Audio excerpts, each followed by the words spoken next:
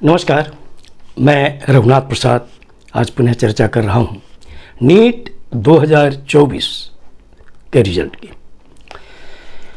सचमुच यह आश्चर्य का विषय है कि जब प्राइमरी चीज से यह पता लग रहा है कि क्वेश्चन लीक तो हुआ ही है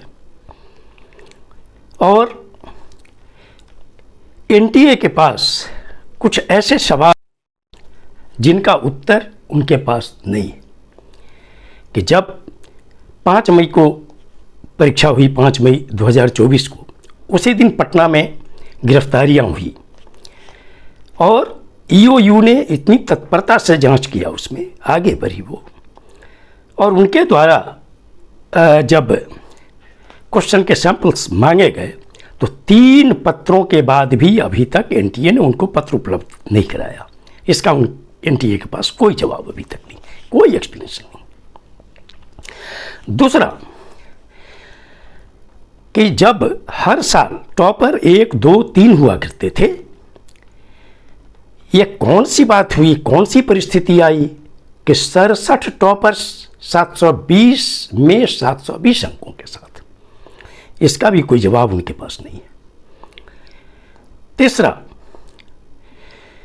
कि 6 टॉपर्स 720 अंकों के साथ और 2 719 और 718 अंकों के साथ, एक सेंटर हरियाणा का, झज्जर जिले का, इसका भी कोई जवाब एनटीए के पास नहीं है। गुजरात के गोधरा, जहां पर जांच चल रही है पुलिस की, अब तो बहुत से तथ्य आए हैं, पोस्ट डेटेड चेक्स वहां भी पकड़े गए हैं और बिहार में भी पकड़े गए हैं कि आखिर ये 26 या 30 कैंडिडेट्स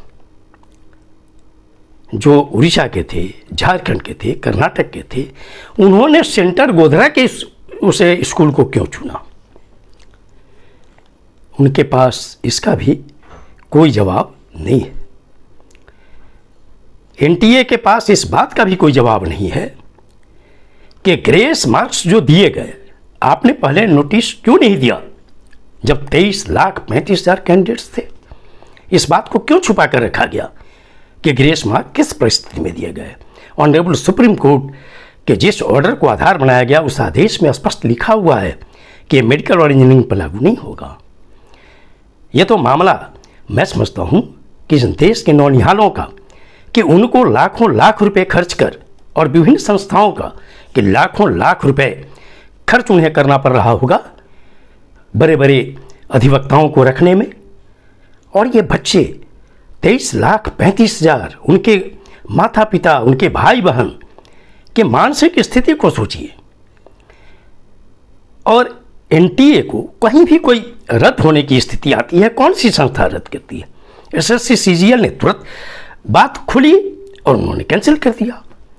बिहार लोक सेवा आयोग में लीक हुआ एक सिविल सर्विसेज के एग्जाम का, पीटी का, मैं समझता हूं कि साथ सेम ड्यू रद्द हो गया।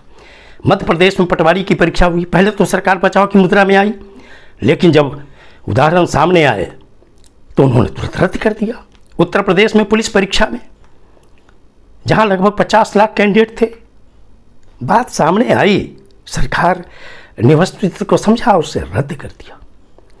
फिर कौन सी बात है कि भारत का शिक्षा मंत्रालय, जब पूरा देश कहिए कि शांतिपूर्वक सब कुछ को देख रहा है, हर दिन माननीय शिक्षा मंत्री के बयान बदलते जा रहे हैं, अंत में जब उन्होंने स्वीकार कर लिया कि 2 स्थानों पर गड़बड़ियां हुई हैं, सच अगर पूछिए तो 23,35,000 कैंडिडेट के मामले में, यदि एक कैंडिडेट के मामले में भी अगर क्वेश्चन लीक की बात अगर साबित हो जाती है तो ये पूरी परीक्षा प्रणाली गलत है।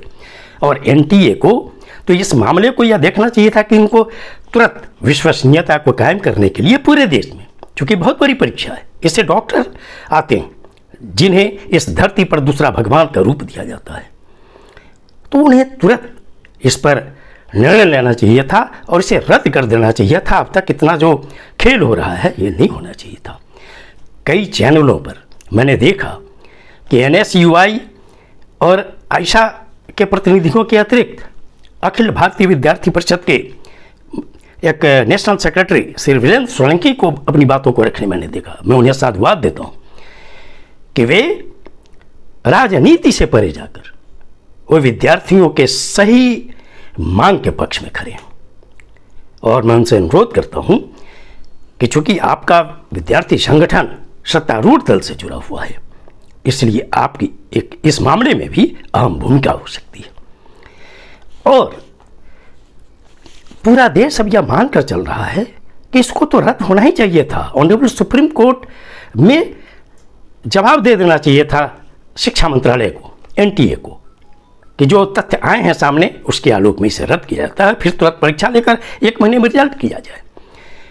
लेकिन जो अभी तक रुख आया है, अगर इसी बीच कहीं काउंसिलिंग का डेट अगर निकाल दिया गया, चूंकि 8 जुलाई को ऑनरेबल सुप्रीम कोर्ट में सुनवाई होनी है। आज भी एक मामले में सुनवाई हो रही थी, लेकिन हुआ कि अब ये सारे मामले 8 जुलाई को होंगे। डिफरेंट हाई कोर्ट्स में जो मामले हैं वे सभी अब ट्रांसफ़र होंगे और ऑनरेबल सुप्रीम कोर्ट ही करेगा।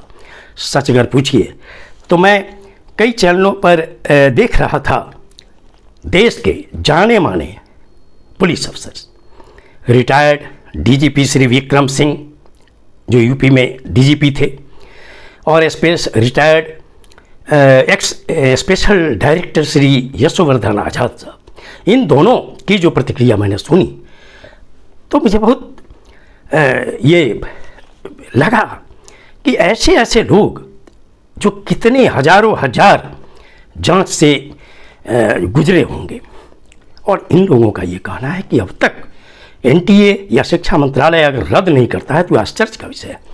उन्होंने तो एक उदाहरण भी दिया कि महाभारत में जब द्रौपदी का चीरहरण हो रहा था तो सभी लोग मुखदर्शक बैठे हुए थे। मैं पुनः शिक्षा मंत्रालय से अनुरोध करता हूँ कि एनटीए के पास अपनी गलतियों को छुपाने का कोई रास्ता नहीं है, और उचित यही होगा। और इसमें सरकार कहिए कि सरकार की वाहवाही होगी कि एनटीए जैसी संस्था की विश्वसनीयता को बचाने का काम किया जा रहा है और नीट को रद्द कर न्याय दिया जा रहा है बच्चों को, 23,35,000 बच्चों को। अगर ऐसा नहीं होगा तो निश्चित तौर पर यह मानिए कि जो प्रतिक्रियाएं बच्चों की आ रही हैं उन लोगों का विश्वास उठ गया है एनटीए पर से। उन लोगों का तो कहना है कि दूसरी संस्था अब इस तरह की नीट की परीक्षा कंडक्ट करे। तो विश्वास बहाल करना सरकार का काम है। 24 जून से संसद का सत्र चल रहा है। सारी परिस्थितियों को देखते हुए अनुरोध है भारत के शिक्षा मंत्रालय से, माननीय शिक्षा मंत्री जी से, कि अब इसे प्रतिष्ठा का प्रश्न नहीं बनाया जाए और एनटीए में चाहे कोई भी प्रभावशाली व्यक्ति हो, निर्णय सरकार ले।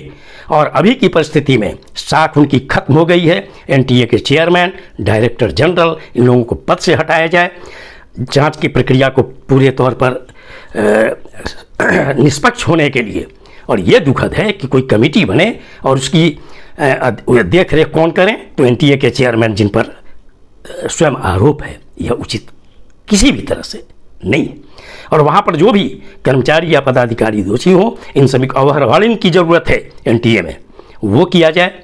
और पूरे जो घटनाक्रम हैं, चाहे वो गुजरात की घटना हो, हरियाणा की घटना हो, बिहार की घटना हो, हाई पावर्ड कमेटी बनाकर इसकी जांच की जाए और जो भी लोग दोषी पाए जाएं उन पर सख्त से सख्त कार्रवाई की जाए। और आने वाले दिनों में अब जो भी परीक्षाएं हों महत्वपूर्ण, उन परीक्षाओं में एक चीज़ तो जरूर होना चाहिए पूरे देश के स्तर पर कि किसी भी राजनीतिक दल से जुड़े हुए नेता का अगर कोई एजुकेशनल इंस्टीट्यूशन है तो उसमें सेंटर नहीं बनाया जाना चाहिए। और पूरी जिम्मेवारी स्वच्छ परीक्षा के लिए डीएम और एसपी को संयुक्त रूप से दी जानी चाहिए। ये वीडियो आपको अच्छा लगा हो तो निश्चित तौर पर लाइक करें, शेयर करें। अब तक मेरे चैनल को आपने सब्सक्राइब नहीं किया, सब्सक्राइब करें, बेल आइकन को टच करें ताकि मेरे यहाँ आने वाले वीडियो का नोटिफिकेशन आपको तुरंत मिल जाए। आप सभी लोगों के लिए शुभकामनाएं। धन्यवाद। जय हिंद।